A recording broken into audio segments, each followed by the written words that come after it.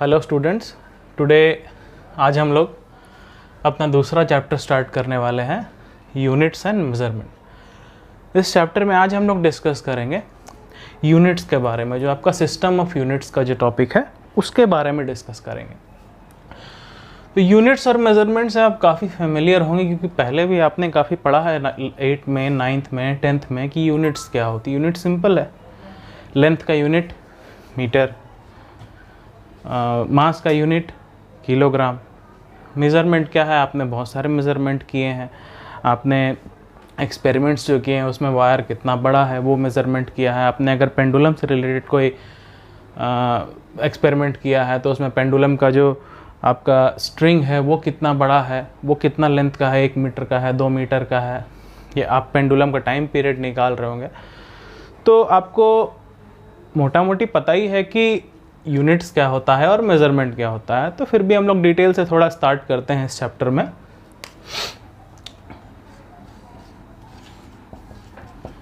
तो सबसे पहला टॉपिक है नीड ऑफ मेज़रमेंट। ये मेज़रमेंट का नीड क्यों है, हमें क्यों करना है मेज़रमेंट, क्यों चाहिए मेज़रमेंट। अब एक बात बताओ, जैसे मैं आपको एक एग्जांपल देता हूँ।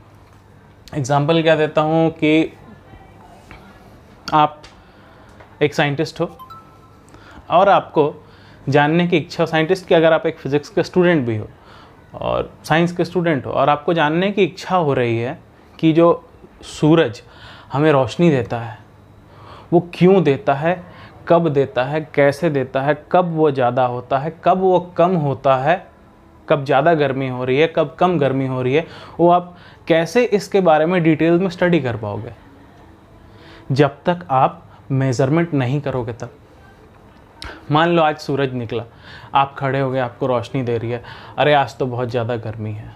फिर उसके बाद कुछ दिनों के बाद, कुछ महीनों के बाद आप खड़े हुए, आज तो बहुत ज़्यादा ठंडी लगे, वो आज तो बहुत ज़्यादा ठंडी लग रही है, सूरज पता नहीं क्यों उतनी गर्मी नहीं दे रही है।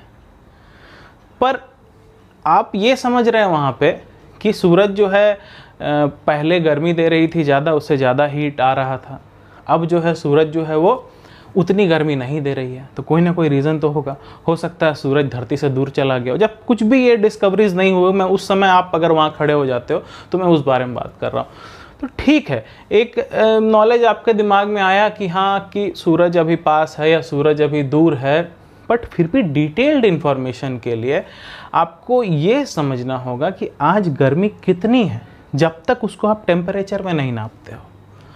कुछ महीनों के बाद कितनी गर्मी है, उसको एक टेम्परेचर, हर दिन टेम्परेचर रिकॉर्ड करते जाओ।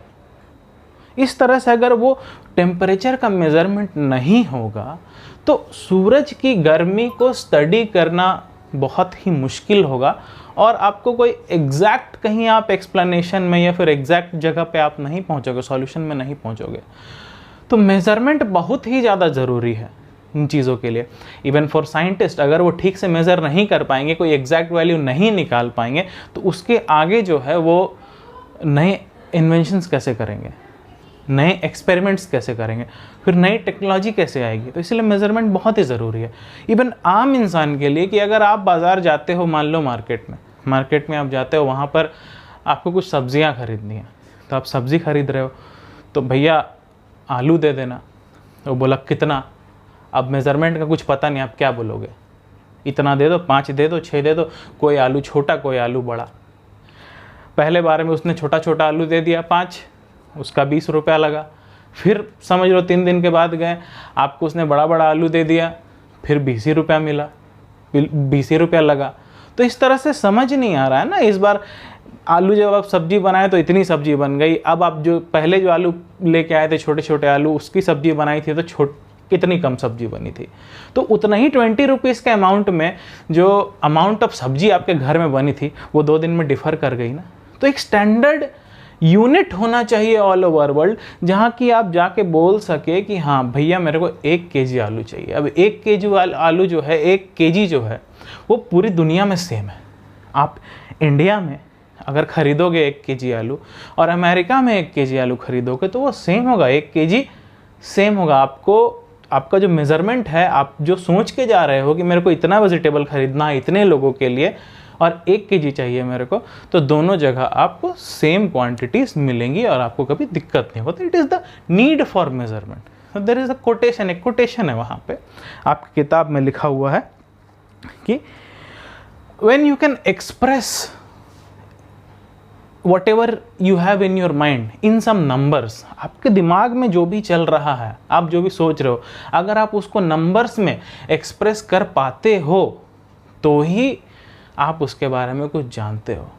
और अगर आप उस चीज़ को नंबर्स में एक्सप्रेस नहीं कर पाते हो तो आपका नॉलेज उस पर्टिकुलर कॉन्सेप्ट के बारे में बहुत ज़्यादा नहीं है या फिर कुछ कंक्लूडेबल नहीं है, आप कुछ कंक्लूड नहीं कर पाओगे उसके बारे में।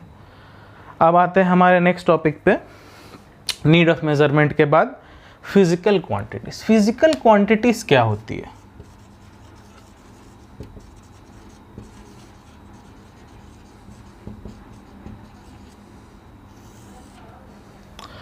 फिजिकल क्वांटिटीज, फिजिकल क्वांटिटी एक ऐसी क्वांटिटी होती है जिसके मदद से हम फिजिक्स के लॉज को एक्सप्रेस कर पाते हैं। Physical quantity it helps to express the laws of physics. जितने भी लॉज हैं, आपका लॉज ऑफ मोशन है या फिर किसी भी आप लॉ के बारे में बात करें, तो ये फिजिकल क्वांटिटीज उस लॉ को एक्सप्रेस करने में, एक न्यूमेरिकल फॉर्म में लिखने में मदद करती है। अब जैसे कि आप न्यूटन का सेकंड लॉ ले लो, the rate of change of momentum is directly proportional to the force applied and the change in momentum is in the direction of force applied. मतलब जो मोमेंटम का रेट ऑफ चेंज है वो किसके साथ directly proportional है? Force के साथ डायरेक्टली प्रोपोर्शनल है। डायरेक्टली प्रोपोर्शनल का मतलब अगर फोर्स बढ़ेगा तो rate of change of momentum जो है वो भी बढ़ेगा, और फोर्स जिस डायरेक्शन में है उसी डायरेक्शन में ही rate of change of momentum. इसके बारे में हम आगे विस्तार से पढ़ेंगे जब हम लोग काइनेमेटिक्स स्टार्ट करेंगे तब। तो ये जो लॉ है, इस लॉ से एक फॉर्मूला अपने पास आया, न्यूटन्स सेकेंड लॉ से, force is equal to mass into acceleration. अब ये फोर्स, ये क्या है? ये भी एक फिजिकल क्वांटिटी है। ये एम मास, ये क्या है? ये भी एक फिजिकल क्वांटिटी है। ये एक्सेलरेशन क्या है? ये भी एक फिजिकल क्वांटिटी। तो देखिए, बिना फिजिकल क्वांटिटी के वो लॉ सिर्फ लॉ रह जाता, लिखने का काम आता और कुछ नहीं।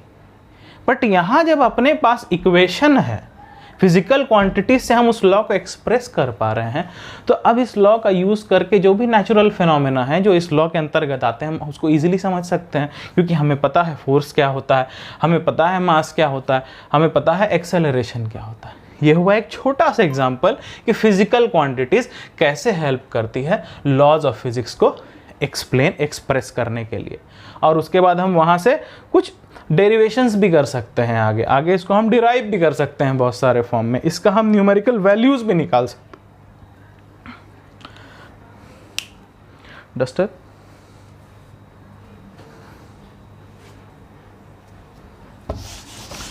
अब हम बात करते हैं कि यूनिट क्या होता है। अब आपसे अगर पूछा जाए कि यूनिट क्या होता है,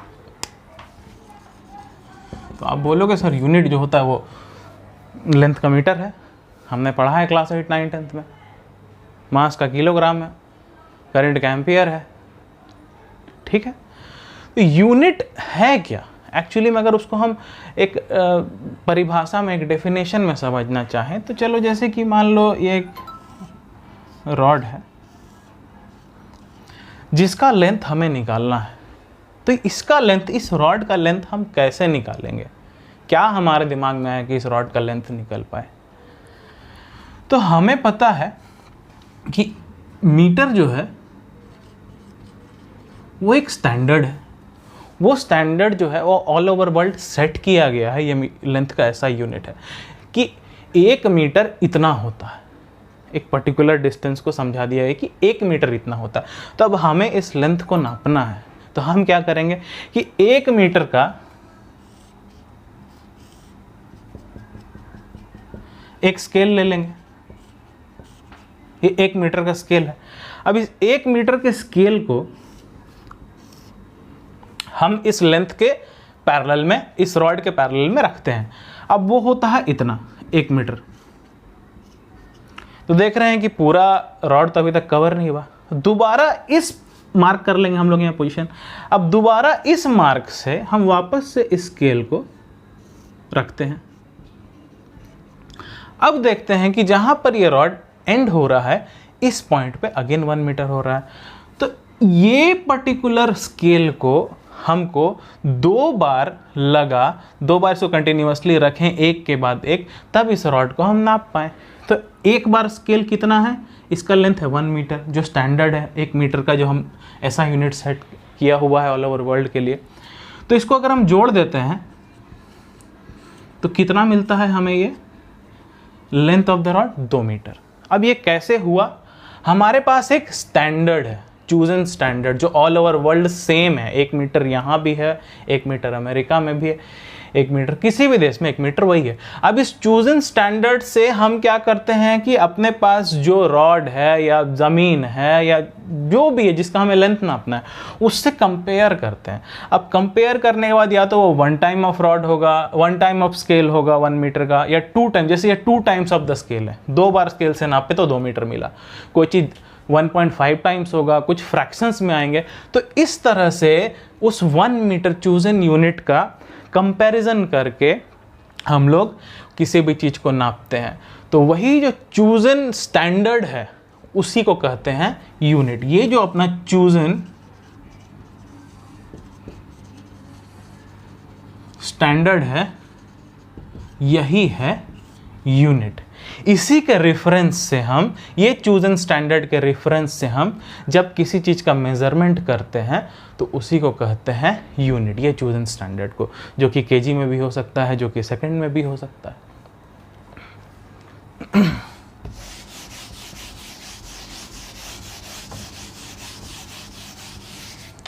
अब बात करते हैं हम लोग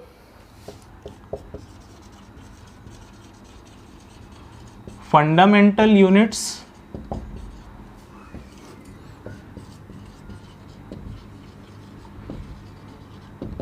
और डिराइव्ड यूनिट्स। तो फंडामेंटल यूनिट क्या है और डिराइव्ड यूनिट क्या है? फंडामेंटल यूनिट वो यूनिट है जो किसी और फॉर्म में ब्रेक नहीं किया जा सकता, या फिर वो किसी और पर्टिकुलर यूनिट से डिराइव नहीं हुआ है। The units which are not derived from one another or resolved further into any other units। ये वो यूनिट है जो किसी भी दूसरे यूनिट से डिराइव नहीं हुआ है। ये एक स्टैंडर्ड सेट कर दिया गया, ये किसी से हम लोग डिराइव कर लेकर नहीं आए हैं, या फिर इसको आगे आप किसी और यूनिट्स में तोड़ नहीं सकते हैं। इसको हम समझेंगे एग्जाम्पल से। अभी आप ये डेफिनेशन देख लो। डिराइव्ड यूनिट्स क्या है? The units which are derived from the fundamental units are called derived unit। वो यूनिट जो कि फंडामेंटल यूनिट से डिराइव किया गया है उसे कहते हैं हम डिराइव्ड यूनिट्स। अब मान लो ये डेफिनेशन नहीं समझ में आया, ठीक है, बहुत लोगों को नहीं समझ में आता, कोई बड़ी चीज़ नहीं है, हम एग्जाम्पल से समझते हैं। जैसे मास जो है एक फिजिकल क्वांटिटी है, फिजिकल क्वांटिटी मास, इसका यूनिट क्या है? केजी। केजी जो है एक फंडामेंटल यूनिट है। केजी फंडामेंटल यूनिट क्यों है? क्योंकि unit which are not derive from one another. ये केजी जो है यह किसी से दूसरे यूनिट से डिराइव नहीं किया गया है। जब यूनिट्स का ज़रूरत पड़ा था तो एक स्टैंडर्ड बनाया गया था मास को मेज़र करने के लिए, तो उस यूनिट जो उस समय बना था वो था केजी। ये किसी से डिराइव नहीं किया गया है। दूसरा, केजी को हम फर्दर किसी और यूनिट में ब्रेक भी नहीं कर सकते हैं। यहां भी समझ में नहीं आया था, आगे बढ़ते हैं, यहां समझ में आएगा। अब डिराइव्ड यूनिट, जैसे कि हम लोग मान लेते हैं स्पीड। स्पीड एक फिजिकल क्वांटिटी है, ठीक है। स्पीड का फॉर्मूला क्या होता है? Distance by time. डिस्टेंस जो होता है उसका यूनिट क्या है? डिस्टेंस एक लेंथ है, और लेंथ का यूनिट क्या होता है? मीटर। टाइम का यूनिट क्या होता है? सेकेंड। तो स्पीड का जो यूनिट है हम लोग क्या लिखते हैं? मीटर पर सेकेंड। अब ये जो यूनिट है ये कहां से आया? ये मीटर, ये लेंथ और ये टाइम। मीटर जो है वो लेंथ का यूनिट है और सेकंड जो है वो टाइम का यूनिट है। तो लेंथ और टाइम फंडामेंटल फिजिकल क्वांटिटीज है, तो मीटर फंडामेंटल यूनिट है और सेकंड भी फंडामेंटल यूनिट है। तो इन दोनों को मिला के स्पीड का यूनिट बन रहा है। तो हम क्या कह सकते हैं कि स्पीड का जो यूनिट है वो डिराइव किया गया है फंडामेंटल यूनिट से। किससे? मीटर से और सेकंड से। बट यहाँ जो किलोग्राम है, या फिर लेंथ ले लेते हैं जिसका यूनिट मीटर है, टाइम ले लेते हैं जिसका यूनिट सेकंड है, ये मीटर और ये सेकंड ये कहीं से डिराइव नहीं किया गया है। इसको पहले से ही एक स्टैंडर्ड मान लिया गया था, एक चूजन स्टैंडर्ड, जिसके कंपेयर करके हम बाकी चीज़ों को मेजर करते हैं। तो ये कहीं से डिराइव नहीं किया और फर्दर इस मीटर को कहीं ब्रेक भी नहीं कर सकते। जबकि स्पीड का जो यूनिट है मीटर पर सेकेंड, ये कहाँ से डिराइव हुआ है? ये लेंथ और टाइम से डिराइव हो गया है। इसीलिए स्पीड का यूनिट को हम लोग क्या कहते हैं? डिराइव्ड यूनिट, जो कहीं से डिराइव हो गया है, जो फंडामेंटल यूनिट से डिराइव हो गया है। फंडामेंटल यूनिट्स क्या है? जो कि कहीं से डिराइव नहीं हुआ है। ये जो है ये कहीं से डिराइव नहीं हो सकता और इसको आप कहीं और रिजॉल्व भी नहीं कर सकते हैं। ये एक स्टैंडर्ड सेट किया हुआ है जिससे आप मेजरमेंट्स कर रहे हैं और उसके हेल्प से आप बहुत सारे न्यू फिजिकल क्वांटिटीज़ के यूनिट्स को डिराइव भी कर रहे हैं। जैसे स्पीड हो गया, आप एक्सेलरेशन ले सकते हो, आप फोर्स ले सकते हो। आगे हम लोग डायमेंशनल एनालिसिस में उस चीज़ के बारे में पढ़ेंगे। नेक्स्ट टॉपिक जो हम लोग डिस्कस करने वाले हैं वो है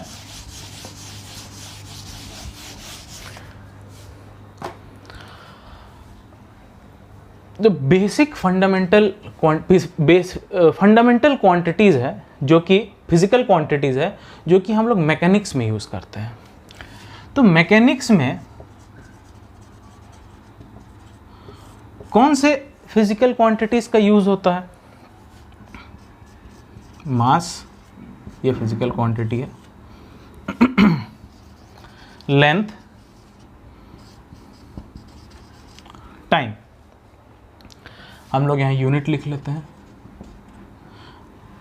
अब मास जो है उसका यूनिट क्या है? केजी। लेंथ जो है उसका यूनिट क्या है? मीटर। टाइम जो है उसका यूनिट क्या है? सेकंड। तो मास, लेंथ और टाइम, इसका यूनिट केजी, मीटर और सेकंड। मास क्या है? किसी भी बॉडी का जो मैटर कंटेंट होता है, the quantity of matter content in a body is called mass. Mass को आप वेट से कंफ्यूज मत करिएगा। मास अलग होता है, वेट अलग होता है। मास जो होता है वो फंडामेंटल फिजिकल क्वांटिटी है, वेट जो है वो डिराइव फिजिकल क्वांटिटी है। व्हाई? बिकॉज वेट जो है वो फोर्स है जो कहाँ एक्ट कर रहा है? डाउनवर्ड, अर्थ सरफेस के तरफ। Weight is equal to mass into acceleration due to gravity. तो समझ सकते हैं, मास अलग है, वेट अलग है। आप मास और वेट में डिफ्रेंशिएट करना सीखो। ये कॉन्सेप्ट आपके लोअर क्लासेस में अच्छे समझाया हुआ है और अगर आपको क्लास 11th में कंटिन्यू करना है कॉन्सेप्ट्स को समझने के लिए, तो मास और वेट के डिफरेंस को आप जाके अपने पुराने बुक्स में क्लियर कर लो। लेंथ क्या है? लेंथ जो है एक डिस्टेंस है जो कि इसके दो एंड के सेपरेशन के बीच का डिस्टेंस है।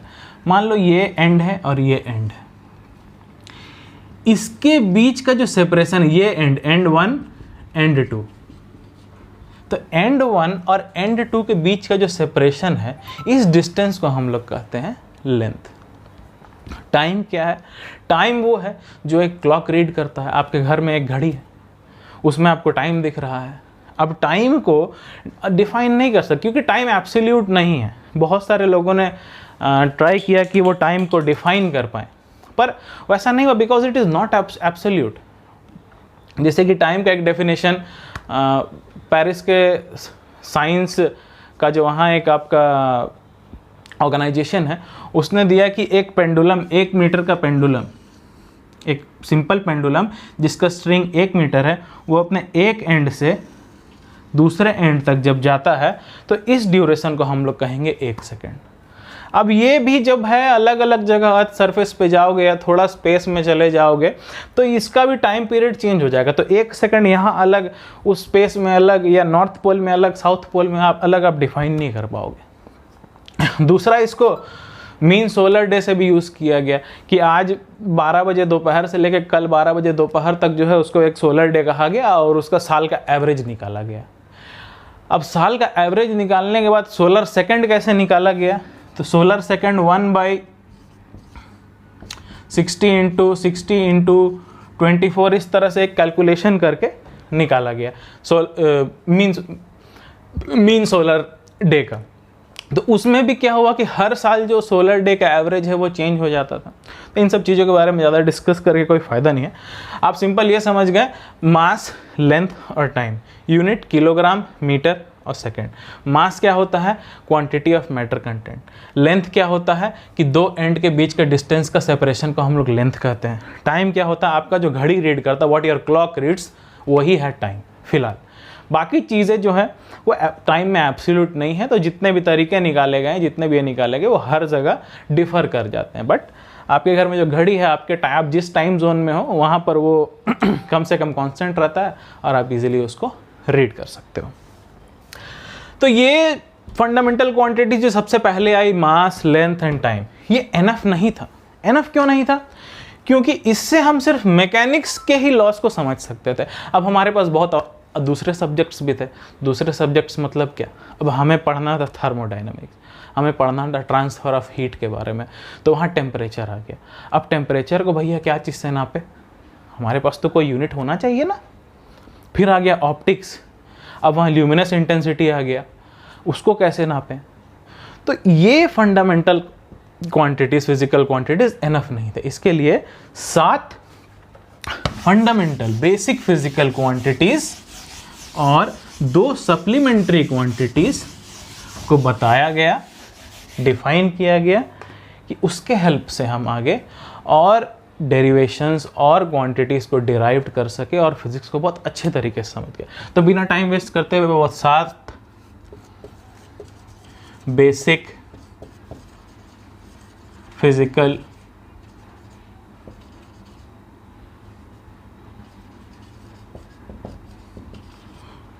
क्वांटिटीज़ को हम समझते हैं। सबसे पहले यहाँ लिख लेते हैं फिजिकल क्वांटिटी, यहाँ लिख लेते हैं यूनिट, यहाँ लिख लेते हैं सिंबल। इस तरह से आपके बुक में ही बताया गया होगा। तो सबसे पहला फिजिकल क्वांटिटी हम ले लेते हैं मास, जो कि हम पहले ही पढ़ चुके हैं। इसका यूनिट क्या होगा? किलोग्राम। इसको अच्छे से लिख लेते हैं, यूनिट जो है वो किलोग्राम होगा। सिंबल क्या है? केजी। नंबर 2, लेंथ, इसका यूनिट क्या होगा? मीटर। सिंबल क्या है? Small M. 3, टाइम, यूनिट है सेकेंड। सिंबल क्या है? Small S. अब इसके बाद चालू करते हैं बाकी 4 क्या हैं। तो बाकी 4 जो है अपने पास, पहला हम लेके आते हैं टेम्परेचर। टेम्परेचर का यूनिट है केल्विन और इसको हम रिप्रेजेंट करते हैं, सिंबल है इसका के। 5, इलेक्ट्रिक करंट, अब सर्किट्स पढ़ेंगे और इलेक्ट्रिक करंट नापना होगा तो उसमें अपना मास, लेंथ और टाइम नहीं ना, अपने को दूसरा एक फंडामेंटल क्वांटिटी भी चाहिए, इलेक्ट्रिक करंट, तो वो इंट्रोड्यूस हुआ। इसका यूनिट जो है एम्पियर, इसको रिप्रेजेंट करते हैं ए से। 6 ल्यूमिनस इंटेंसिटी। अब ल्यूमिनस इंटेंसिटी, अब जब ऑप्टिक्स पढ़ेंगे वहां ल्यूमिनस इंटेंसिटी की जरूरत पड़ेगा। इसका यूनिट है कैंडेला, इसका सिंबल है CD। 7 सातवां जो हम लोग पढ़ेंगे वो होगा क्वांटिटी ऑफ मैटर।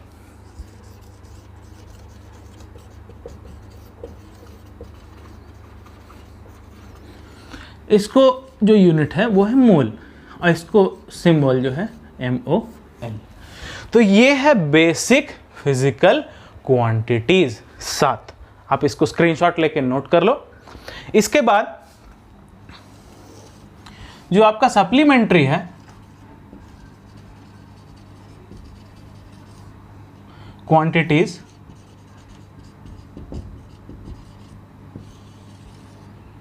वो 2 है। एक है प्लेन एंगल, इसको समझने की कोशिश करना। प्लेन एंगल क्या है भैया? आप जानते हो 2 ठो लाइन है ऐसे, और इनके बीच में जो एंगल बनता है उसे कहते हैं प्लेन एंगल। सिंपल, जो आप मैथमेटिक्स में पढ़ते हो एंगल पढ़ते हो ना, यही प्लेन एंगल है। ये यहाँ से ऊपर उठ के इतना गया और ये जो एंगल बनाया ये लाइन इस तरह से ऊपर उठ के यहाँ गया और एंगल बनाया, इस लाइन को कहते हैं प्लेन एंगल। अगर हम इस पॉइंट को इस पॉइंट तक जोड़ देते हैं एक सर्कुलर में, तो इसे क्या कहेंगे? इसे कहते हैं हम आर्क। और इसको हम मान लेते हैं कि ये जो है ये एक सर्कल का पार्ट है, तो ये क्या होगा? रेडियस। ये क्या होगा? रेडियस। तो 2 रेडियस के बीच में सर्कमफरेंस का जो पार्ट कटता है उस पार्ट को हम कहते हैं आर्क। ये तो आप जानते हैं। तो यहाँ थीटा बराबर क्या हो जाएगा?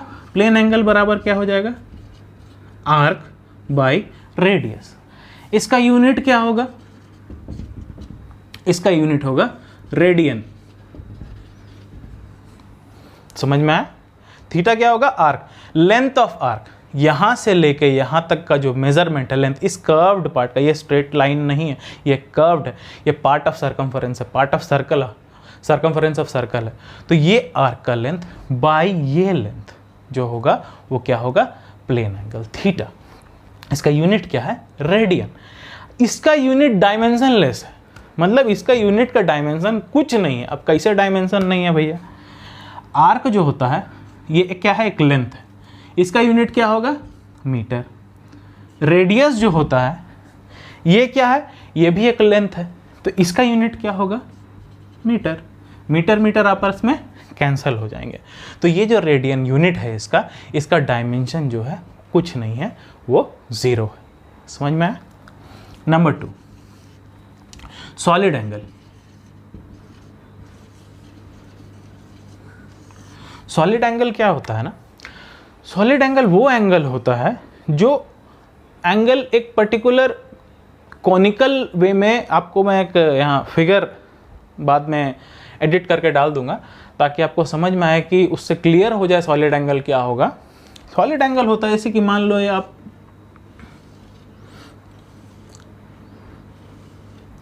एक ऐसे कोन है। अब ये कोन जो है ये यहां पर एक एंगल बना रहा है। अब ये एंगल प्लेन एंगल नहीं है, ये एंगल एक सॉलिड एंगल है। इस तरह से आप समझो, ये कोन इस तरह से बढ़ रहा है और ऊपर में क्या है? ये इतना एरिया को कवर कर रहा है। यहाँ ये इतना एरिया है, ये कोन ऐसे आ रहा है, ऐसे आया और यहाँ पर ये एक एंगल बना रहा है, ये एंगल बना रहा है। तो ये एंगल क्या प्लेन एंगल है? प्लेन एंगल कैसा होता है? प्लेन एंगल ऐसा होता है, बट नहीं। ये सॉलिड एंगल में क्या डिफरेंस है? ये एंगल एक सॉलिड एंगल, एक छोटा सा समझो यहाँ पर एक कोन है, इसी को कहते हैं सॉलिड एंगल। इसको रिप्रेजेंट करते हैं ओमेगा से। ये रेडियस है और ये जो पार्ट है, ये एंगल, ये सॉलिड एंगल आगे जाके जिस एरिया को इनक्लोज करता है, इसी एरिया का यूज करके हम सॉलिड एंगल का फॉर्मूला लिखेंगे। तो solid angle is equal to area subtended by the solid angle over here, यहां पर जो एरिया सॉलिड एंगल बना रहा है, बाय रेडियस का स्क्वायर। ये जो रेडियस है इसका स्क्वायर है। आप इसको समझ सकते हो स्फीयर का पार्ट, जैसे आप इसको एक सर्कल का पार्ट समझे थे ना, एक सर्कल का पार्ट समझ रहे थे, वैसे आप इसको एक स्फीयर का पार्ट समझ सकते हो। सर्कल क्या होता है? 2D फिगर होता है, प्लेन होता है। स्फीयर क्या होता है? 3D फिगर होता है। तो उसके अंदर जो एंगल बनेगा वो भी 3D बनेगा ना। यहाँ जैसे आप इसको ऐसे काट के ऐसे लेके जा रहे हो और इस स्फीयर का इस एरिया में ये एंगल यहाँ फोकस करता है। तो ये जो नीचे आके ये जो कोन बनता है, ये कोन क्या है? एक सॉलिड एंगल है। इसका यूनिट क्या होता है? स्टेरेडियन। स्टेरेडियन जो है वो भी डायमेंशनलेस होता है। क्यों डायमेंशनलेस होता है? एरिया। एरिया का यूनिट क्या है? Metre square. रेडियस का स्क्वायर, रेडियस का यूनिट क्या है? मीटर। पर यहाँ स्क्वायर है तो ये भी स्क्वायर हो जाएगा, तो दोनों कैंसिल कर दो, कुछ बचा? नहीं बचा। तो इसका यूनिट, ये इसका यूनिट भी जो होता है, ये दोनों का यूनिट जो होता है डायमेंशन लेस होता है। मैं फिर भी सॉलिड एंगल का एक डाल दूंगा एडिट करके बाद में एक फोटो, जिससे आपको समझने में मुश्किल नहीं होगी। अब लास्टली अपने टॉपिक का एक लास्ट पार्ट हम लोग डिस्कस करेंगे, जो कि सिस्टम ऑफ यूनिट्स के अंतर्गत आता है। और वो क्या है कि कितने तरह से हम लोग सिस्टम ऑफ यूनिट्स में डिफाइन करते हैं, कौन कौन सा सिस्टम है। MKS, CGS, FPS। MKS क्या है? M से हो गया मीटर, K से हो गया किलोग्राम, S से हो गया सेकंड। CGS, C से हो गया सेंटीमीटर, G से हो गया ग्राम, S से हो गया सेकंड। FPS क्या है? F से हो गया फुट, P से हो गया पाउंड, S से हो गया सेकंड। तो MKS ही ज़्यादातर यूज़ होता है। आप जब भी देखोगे तो मीटर, किलोग्राम और सेकंड, यही हम लोग का SI यूनिट भी है। हम लोग इसी को यूज़ ज़्यादातर करते हैं। हालांकि आप मीटर से सेंटीमीटर में भी चीज़ों को कन्वर्ट कर सकते हो, मीटर से फुट में भी चीज़ों को कन्वर्ट कर सकते हो। जैसे metre, 1 metre is equal to 100 centimetre. तो ये सब जो है वो इसके डिविजिबल नंबर्स में ही आते हैं। आप किलोग्राम से ग्राम में कन्वर्ट कर सकते हो। 1 kg इज इक्वल टू 1000 ग्राम। उसी तरह से आप ग्राम को पाउंड में लिख सकते हो, सेंटीमीटर को फुट में लिख सकते हो। मीटर जो है वो लेंथ का यूनिट है, किलोग्राम जो है वो मास का यूनिट है, और सेकंड जो है वो टाइम का यूनिट है। उसी तरह से सेंटीमीटर भी यहाँ लेंथ का यूनिट है, ग्राम जो है वो मास का यूनिट है, और सेकंड जो है यहाँ पे वो टाइम का यूनिट है। फुट जो है वो लेंथ का यूनिट है, पाउंड जो है वो मास का यूनिट है, और सेकंड जो है वो टी का यूनिट है। तो बेसिकली मोस्टली हम लोग क्या यूज़ करते हैं? SI यूनिट यूज़ करते हैं। और SI यूनिट जो है वो बहुत इम्पॉर्टेंट है, क्योंकि SI यूनिट जो है वो ऐसी चीज़ है, उसकी प्रॉपर्टीज़ ऐसी है कि आप उसको हर जगह यूज़ कर सकते हो, हर जगह सेम होगा। आप उसको कहीं भी इजीली रिप्रोड्यूस कर सकते हो।